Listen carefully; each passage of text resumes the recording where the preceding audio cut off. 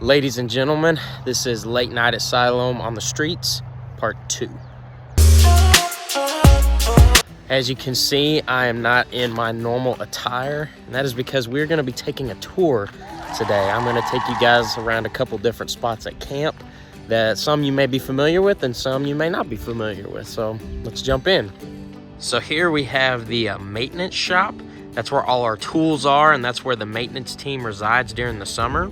So campers are actually not allowed inside the maintenance shop, but that's okay, I'm not either. So next on the tour, we have our water tower, which has our bouldering wall on it. Campers are probably familiar with this during the summer. So the bouldering wall on the water tower is a great place for campers to come climb around with friends.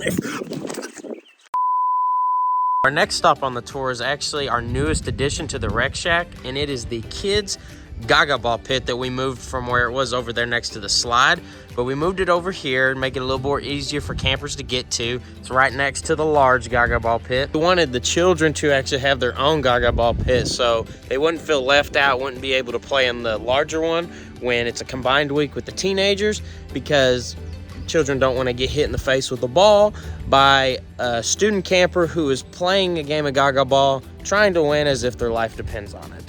We got here out in front of the dining hall is our horseshoe area. We got 6 little spots for campers to come and play a game of horseshoes. Even I like to come out here and play a game of horseshoes. Easy money. And the final stop on our tour is the prayer garden behind the main worship center.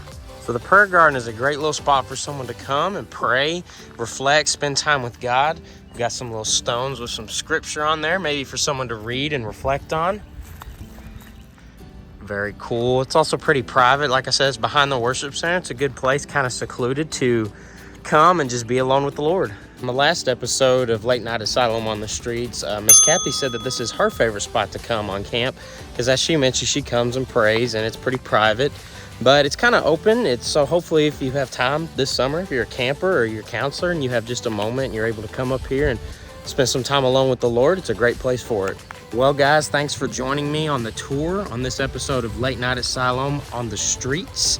And so in a couple weeks, guys, we're going to have our last episode of Late Night at Siloam. So tune in for that. Be on the lookout for it coming. And guys, it's been fun. So we got one more episode, though. We're going to make it a great one. And thanks, guys. See you in a couple weeks.